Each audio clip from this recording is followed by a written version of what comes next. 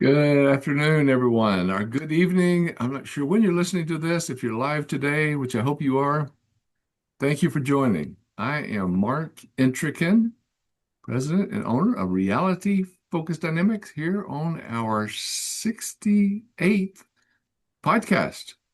I hope you've been here for every one of them, or if you have not been able to be here for all of them, I hope you've gone out to YouTube and viewed them, looked at them, and given me feedback. I appreciate what all you have to share with me and with the company and what we're doing as we are creating success-focused solutions and achieving unity by harnessing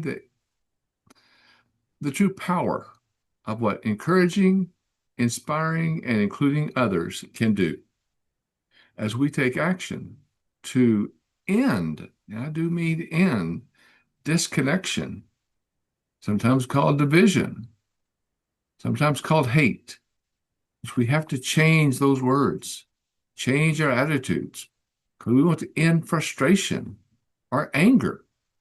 What we want to do is end prejudice, sometimes called prejudgment or preconception, as we continue to build better businesses, better lives, and a better world. That's where we're going, and that's where we need to be. It's the process of learning how we grow each and every day in what we do. If you'll notice on the screen, you'll see my barcode, QR code, bottom left. Feel free to contact me, get in touch with me at any time. Let me know what I can do to help you, or how we can work together, because that's where we all begin with achieving unity in what we do. For today's episode, we all know someone who whines, and I'm going to give you some facts and some help and some support. And I'm also going to try to bring some humor into this process. Because as we say, we all know we want someone who whines. And if we can't think of who that might be, congratulations. Except that person may be us. Yes, we all whine at times, and we're going to go through that here in a few minutes. And we're going to talk about what it is, what whine is, and what that H in whine can mean. Whining is not, truly, it is not a personality flaw. It's usually a life message to disguise. Right. It's a life message to disguise. And today, I want to show how we can decode that life message, all about that whine, and change it, remove that H, and change it to a whine that we can all enjoy. Next slide, please.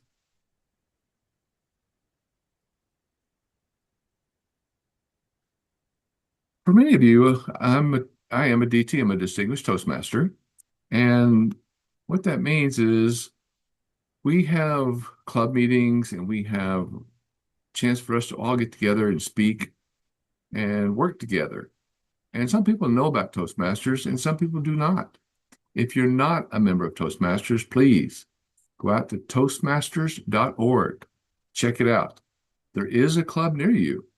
You just go out there to the toastmasters.org, put in location, then you can put in your home address, your home zip code, or your work zip code, or just the zip code where you want to meet, and it will give you the location of the closest Toastmasters to your zip code. Look into it, join. It helps in camaraderie. It helps in helping us all learn to speak better and to be in front of the camera or to be able to talk one-on-one. Even your relationships at home, whether it be your spouse, your children, or you're talking to the C-suite, the chief executive officer, chief operations officer, the chief financial officer, or your manager or your supervisor, or the people who work with you. It helps us all speak better. And Toastmasters begin with the idea, where the toast came from, of toasting courage, growth, and voice. Tonight, if you're listening to it in the evening, we're offering a different kind of toast. What is the toast in Toastmasters? Next slide, please.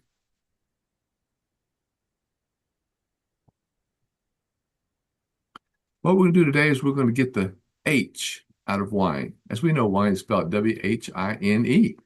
Well, What we want to do is remember that H can come out. And we're going to show you how because we're going to show you the meanings of H for a lot of people.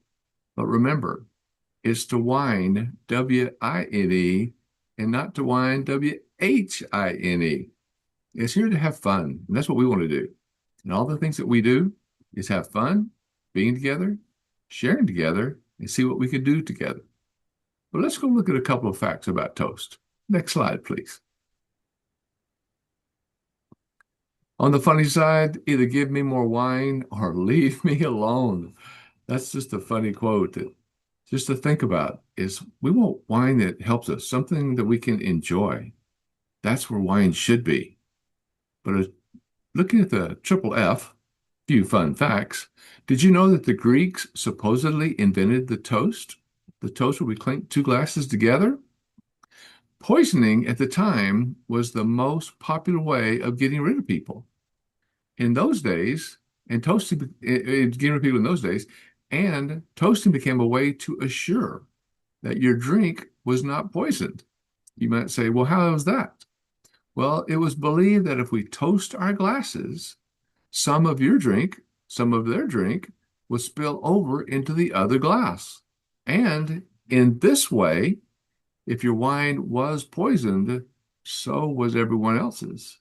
We didn't want to be sick or die, so we always be careful with that. But when we toasted, that let us know that, hey, if they're good with their wine, so are we. And that's something worth whining about, right? Next slide, please.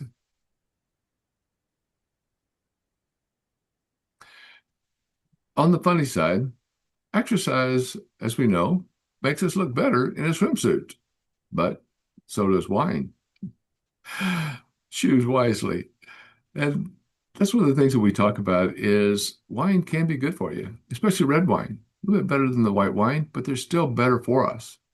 But did you know champagne is also a wine?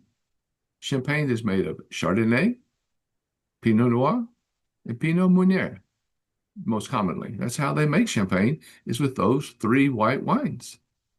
Champagne bottles, when you open them, just a little one of those few familiar facts, are up to 6 bar of pressure, which is about 2 to 3 times the air pressure of your tire. That's a lot of pressure. So if we shake a bottle vigorously and pop that cork of the wine that we're about to drink and toast, it can reach a speed of up to 40 kilometers. That's 24.8 miles per hour. So if someone's pointing that bottle in your direction, it might be nice to duck. Next slide, please. Again, we're going to get more serious in a minute, but let's start off with a little bit of fun.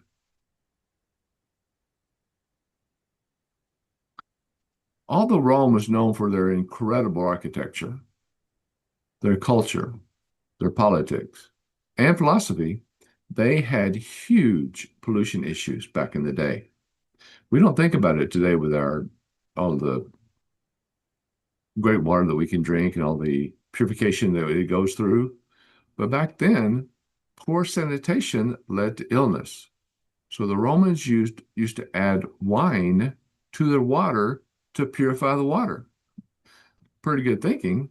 And of course, when you do that, when you're drinking your wine, it's a little bit less winey, right? Next slide.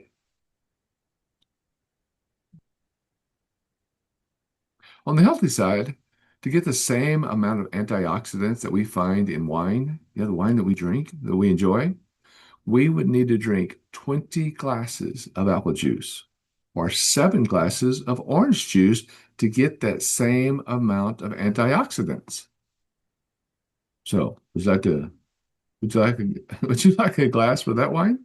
It's a great idea, and it can be good for you. Again, as I'll talk more in a minute, it's all about how much you drink. Next slide, please. So red and white wine grapes all produce clear juice. Many people didn't know that. The rosé wine, for example, gets its color because it is a red wine with limited contact with the skins. and the skin during the aging process. And the skin is where the wine gets its color. So the red wines come from the grape skin, and it's all because that they are fermented with that skin longer, which gives it the color. Red wine, though, contains high levels of antioxidants, and studies show that drinking red wine in moderation could lower incidences of cardiovascular disease. That's with your blood flow. Drinking red wine in moderation, one, maybe two, depending on what your doctor tells you, glasses per night could be beneficial for you. But of course, talk to your doctor. And again, moderation is the key here. Think about that a second. How much is enough?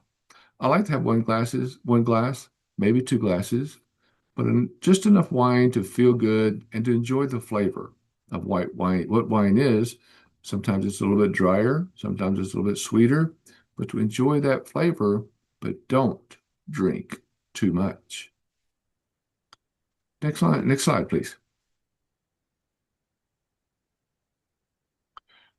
Remember, wine improves with age, and we can improve with wine. Okay, maybe not, but the point's there. Wine does improve with age, and if we take care of ourselves, we too can improve. So if we ever get bored, we could start a rescue effort. We can always rescue that bottle of wine that may be trapped or caught inside that bottle. Next slide, please.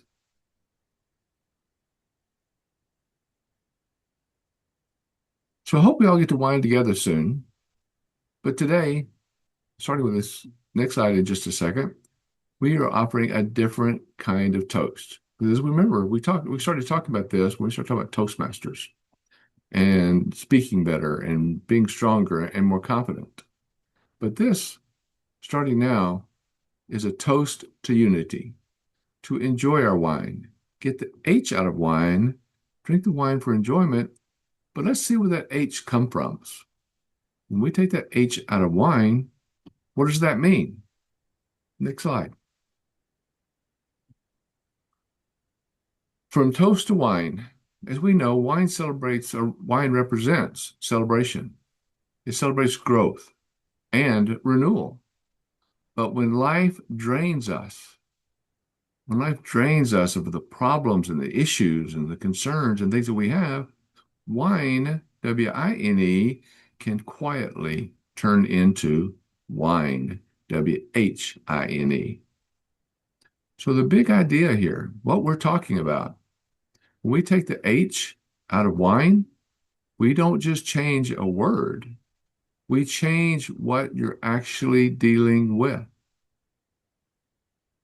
When people whine, something inside them is asking to be healed, heard, or helped. Recognize those H words? Healed, heard, or helped. That's what we need to think about. So when we take that H out of wine, let's take it the right direction. Next slide, please.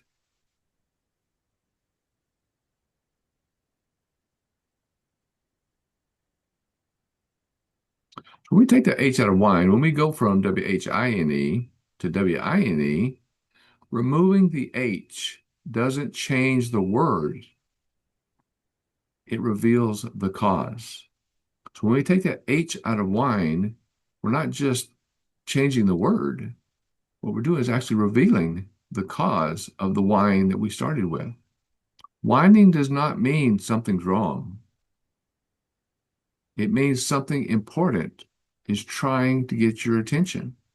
So when people are continually whining, they have something inside them that they may be trying to get out, maybe trying to get some help with that H.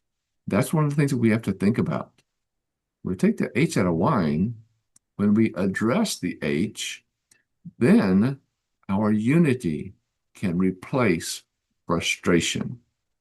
When we go from wine, W-H-I-N-E, to wine, W-I-N-E, when we address that H, the pulling of that H out of that word, the unity that develops replaces, can replace that frustration that may be in each and every one of us. Next slide, please. What about the H in hurt? Hurte. Some people don't whine because they're difficult. They whine because something inside them needs healing. People don't whine because of other problems as much as they need healing. People don't whine because they're weak. People don't whine because they're dramatic. People whine because something hurt and nobody has noticed. And maybe they haven't told anyone. If they're being hurt and no one knows it, we don't read minds. We often whine because something inside us is hurting, but if we don't share what that is hurting us, no one else is going to know. When we address that hurt, when we talk about that hurt, we find someone that we can trust, whether it be a coach, counsel, that is when we start learning because the whining can stop and then we can begin healing. Notice the H in that word also. When we address the hurt, the whining stops and we can then begin the healing. A little bit on the funny side, and again, we'll try to keep some fun in this presentation, but if humans came with those check engine lights, like you see on your car come across your dashboard, if the human came with those check engine lights, that whining might be a blinking light. So when you hear people whining, there might be a blinking light there that we're missing. So reach out to them, talk to them, be open with them, listen to them. But sometimes they may talk and talk and talk and not share the issue that's inside them that may be trying to get out. Next slide, please.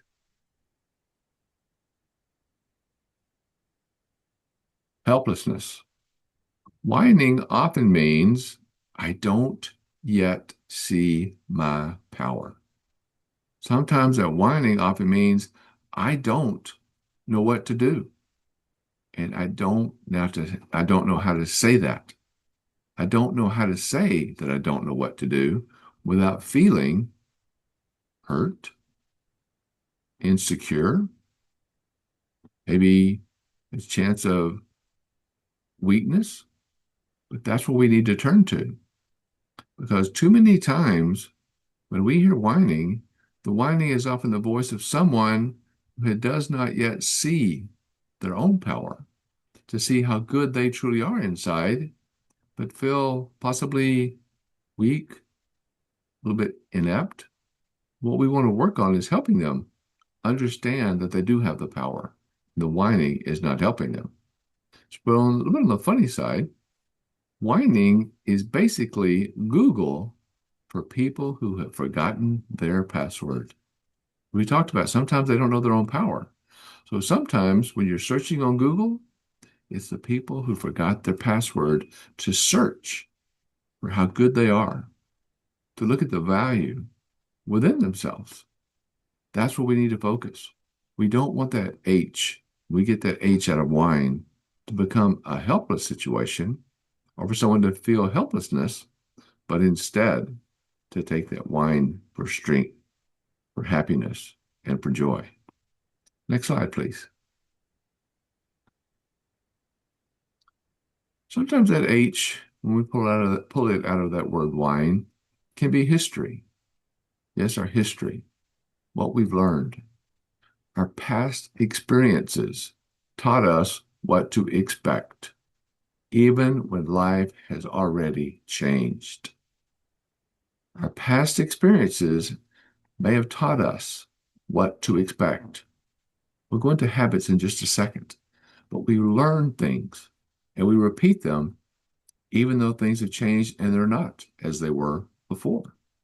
Some of us are emotionally, okay, this is on the funny side, but some of us are emotionally still running in Windows 95. You use a Windows computer, you'll catch on to that. Or Windows 3.0, Windows 95, 98. all of these new windows that are coming out. But if we're still running Windows 95 emotionally, how are we going to get into the new world, the better world? That's what we need to focus on. That's what we need to be, getting into that new world. Because our old experiences teach us what to expect based on the way things were yesterday, even when life has already upgraded. Your life is better today because you've made changes for improvement. Changes being short term, improvements being long term. That's what we need to think about. So, again, on the funny side, some of us may still be running emotionally on that Windows 95. Have you thought about it? Are some of the things that we whine about today things that we could have changed or did change yesterday? Let's get our history out of our whine. Let's get that H out of the whine and start taking our whine ahead with the strength and confidence that we know we need and deserve. Next slide, please.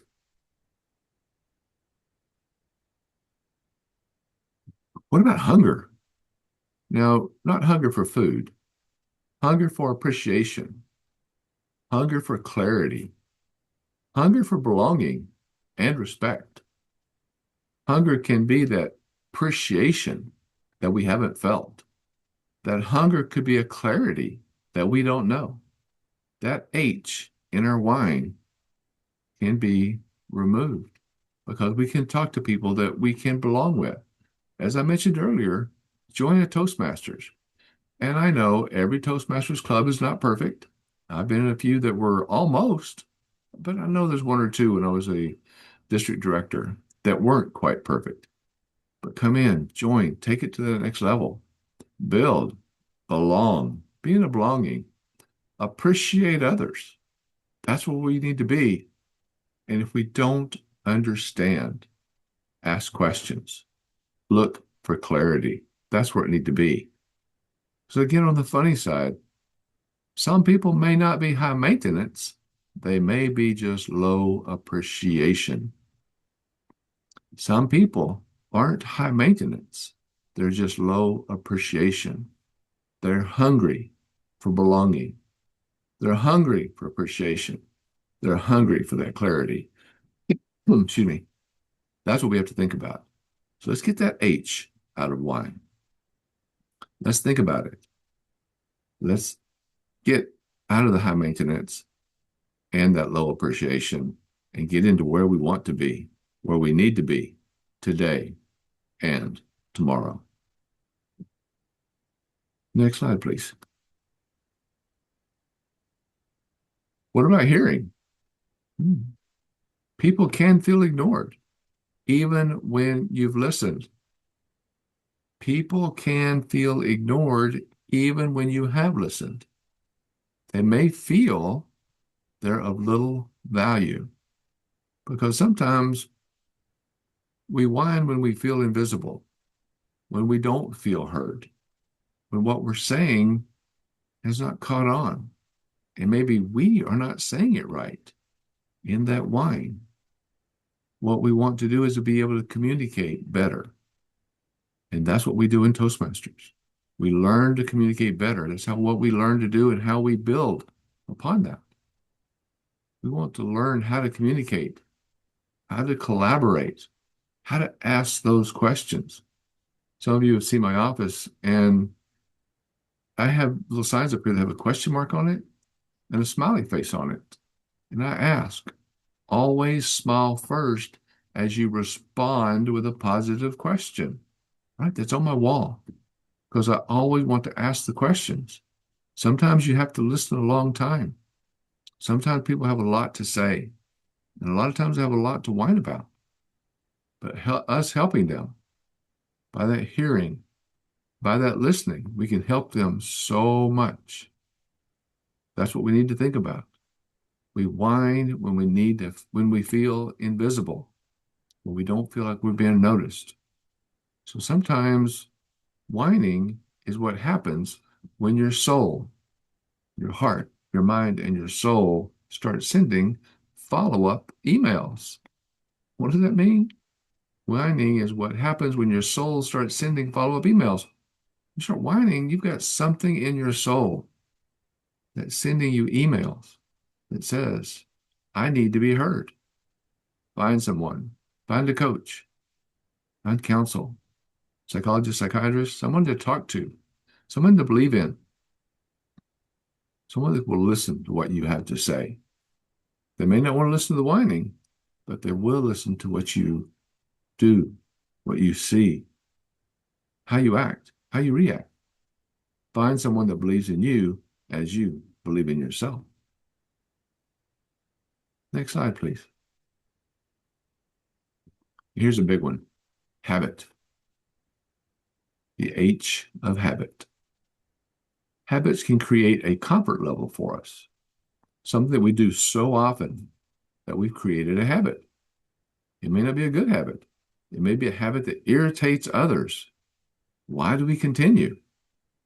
But even if we are whining about it, we are in control of changing and improving ourselves. Habits can create a comfort level for us, but even if we are whining about it, we are in control of changing and improving ourselves. Listen to ourselves. We talked in the last slide about listening to others. Do we listen to ourselves and listen to our habits? A habit is like a con artist that can make it feel comfortable doing something that we know we're going to whine about later. Why do we do it? What are we doing? We've got to break through those habits. Learn the habits that aren't doing us any good. Create a new habit. And I think we've all heard sometimes you have to repeat an action. Repeat what you're doing over and over. Some say 7 times. Some say for a month. But the bottom line is get out of those bad habits. Don't let those bad habits create comfort levels for you. Get that habit, that H, out of the whine, and instead come to the point where you're enjoying what you're doing with good habits, habits that everyone, you and those you're around, can enjoy. Next slide, please. Hope. We all have hope. Always hoping for the better. Always hoping for something good. Sometimes we buy lottery tickets. Sometimes we're hoping we're going to win the lottery. But what we want to do is encourage others by providing hope for a better future they can embrace. Sometimes we hope for things, sometimes we wish for things, and they're not going to come. Not if we don't do something. That hope has a responsibility. When we hope for something, there are things that we need to do. We hope for something to work. What are we doing ourselves to make it work? How can we put out that effort to build, to grow? So when that H goes missing, whining moves in. So maybe the H doesn't go missing. Maybe it expands. Maybe the H in that whine doesn't go missing at all, but actually grows and expands in that word whine, WHINE. Whining can grow when we forget that change, that improving is possible.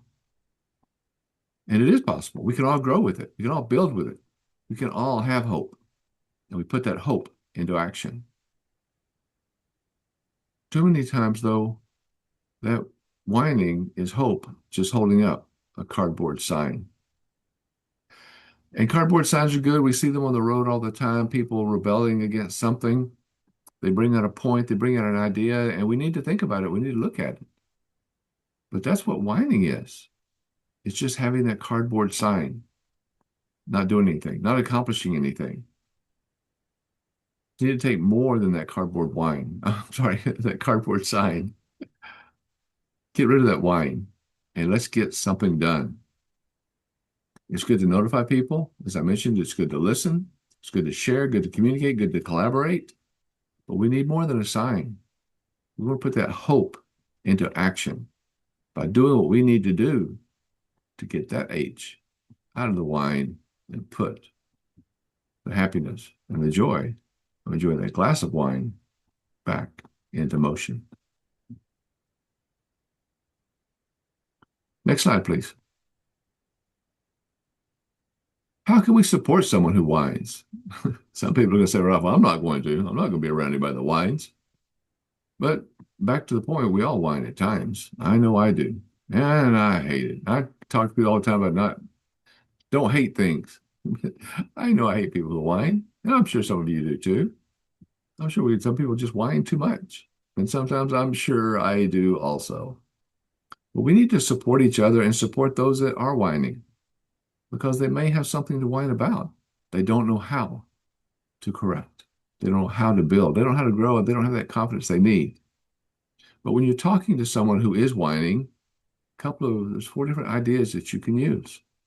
Number 1, repeat what they're saying back to them. When they're whining, repeat that whine back to them. Not rudely, but when they say something, say, am I hearing you say, then repeat it back to them. Take their needs seriously. Because as we talked about earlier, sometimes that whine is there's something missing in their life. So take their needs seriously. Ask them about it. And you repeat that message back to them. Listen to the answer. As we talked about, listen to them. And then always empathize with their feelings. And empathy is more than sympathy because with empathy, you're truly feeling where they've been. You're putting yourself in their shoes. You're understanding their situation better than just sympathizing and saying, I'm sorry. To truly empathize, you're going to feel what they feel. You're going to understand better where they're coming from. And then sometimes when you hear somebody whining, the best thing to do is just to shut up and listen. Tough. And sometimes that's when we multitask because we want to try to listen, but we're not. Don't multitask. As best you can, listen to them. Look at them. Look in their eyes. Listen to what they're saying. Repeat back their messages to them. Take their needs seriously. Empathy. Empathize with their feelings. That becomes a leadership and organizational bridge. That's when you're building bridges, real bridges, not steel bridges, but bridges between people, you and them, building unity. In organizations, whining is not just a people problem. It's a signal problem. Because when people are whining, it could be someone telling us exactly where clarity, trust, support, or belonging is missing. Let me say that again. Whether it be in your home, your relationship, your family, socially, corporate, at the office, whining can be telling us exactly where clarity, trust, support, and belonging are missing. We want to listen to when people whine. We want to give them that opportunity. Repeat it back to them. Take their needs seriously. Empathize with their feelings and find out, is there something we can do? Something they can do? Let's shut up. Let's listen. And then figure out what we can do with them next. Next slide, please. Whining is many times a wounded communication. Whining is a wounded communication. Unity comes in when we honor the wound and help that we all, each other, helping it all or each other heal. Unity comes when we truly honor the wound itself. What is wrong? And then help each other heal. But that's what we have to do. Achieving unity, creating unity. We can silence the whining. We can take those 4 steps and silence the whining, or we can help them solve what caused it. Only one of these builds unity. That's to either solve it or just silence it. But silencing it is good unless they haven't spoken. They haven't gotten beyond that H word, that hope, the helplessness, that habit. That's what we still need to do. So what we must do is solve the H. Solve the H. That's what pulls it out of that word whine, W-H-I-N-E, and turns it into the word wine, W-I-N-E. That's how we make it happen. And that's how we build. That's how we work toward achieving unity. Next slide, please. So what do? We toast. We raise the glass to wine, W-I-N-E. When we do that, we celebrate life as it is. And yes, we all have problems. Some have more problems than others. Some have more devastating problems than others. Could be family, could be friends, could be your spouse. When we stop managing behavior and start healing people, the unity will follow. So if we have problems, let's do what we can do to listen, learn, live, and be better for each other. Celebrate the life that we have. It could be better. It takes that work, just like we talked about with hope. When there's hope, there's possibility. But that possibility may require us to get out, to do something, to grow something, to build something. That's where we need to be. We don't know each other's lives or how each other's live. We know we all have issues, but we can help each other. This coming Saturday, I'm helping with a group of people from the church, a gentleman whose house burned down. We're going to help him rebuild part of it. We're going to just reach out and help to communicate.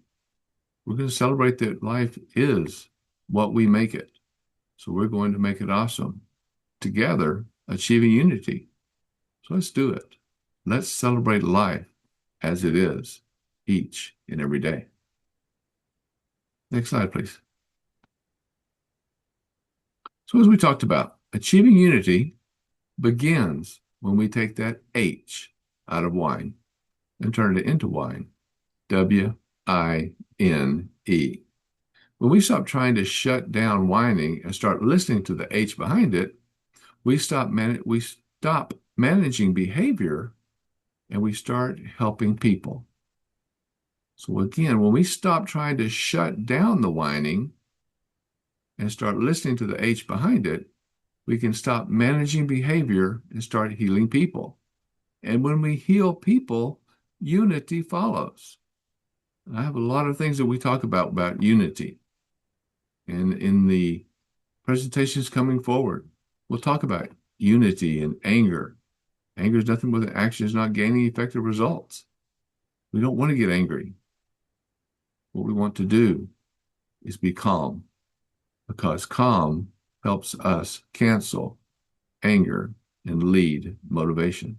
That's where we want to be, and that's what we want to do. So when we are achieving unity, it begins when we take that H out of the wine, W-H-I-N-E. Next slide, please. So when we talk about wine, we've talked about several H's that sometimes fill that spot in wine. Sometimes it's hurt. With hurt, we've got to have communication. If we're hurt, no one's going to know about it unless we tell them. No one reads minds. If you haven't told them, they don't know. You might say, oh, they can see by my actions what it's about. That's mind reading, and that doesn't work. Another H is helplessness. We're not helpless. We can talk to other people. There are changes, there are situations that are challenging, where may have some physical disabilities or physical challenges, but helplessness is a way for us to begin to talk.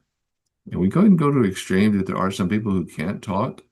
There's other ways that we can help them communicate. Let's get them together. Let's help them in any way that we can.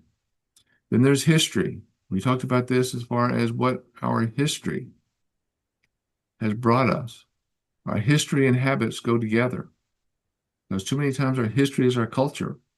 Too many times we've learned to hate. Too many times we've learned that anger creates solutions when it doesn't. Maybe temporarily, but not long term. Too many times our culture has taught us many ways about prejudice, about prejudgment, about prejudging. That's not the way to live. That's not the history that any of us want or need. We talked about hunger, things that we need, the way we can grow. As I look at each one of these, are any of these ours? Do any of these have, any of us have these? How about hearing? Are we good at listening? Are we listening to others? Are we listening to them in their empathy and we are having empathy toward them or for them? Understanding their situation, walk a mile in their shoes before we even think about any of those habits of judging? Get the judging out of here. Let's start hearing. Because we start hearing, we can develop hope. And that hope helps us build a better tomorrow. Because when we have that confidence inside our hearts, our mind, our soul, we can do so much more. But once we have that hope, and then we do something to make that hope come true, we can succeed, we will succeed. But again, we have to think about which one of these H's could be impacting your whine. Let's get that H out of whine. Next slide, please. So you see in this little circle, the center is healing. So the healing, we've gotten rid of the hurt. We've talked about it. And sometimes there's pains that are physical. Sometimes there's nothing we can do about those for a while. People we need to talk to medically. We need to get rid of that hurt, start healing. Get rid of our history, the prejudice, history of habits. We need to get the hunger in the right direction. We need to hunger for the good, hunger for other things. It's not just hunger for appreciation. Do something for others that they will appreciate.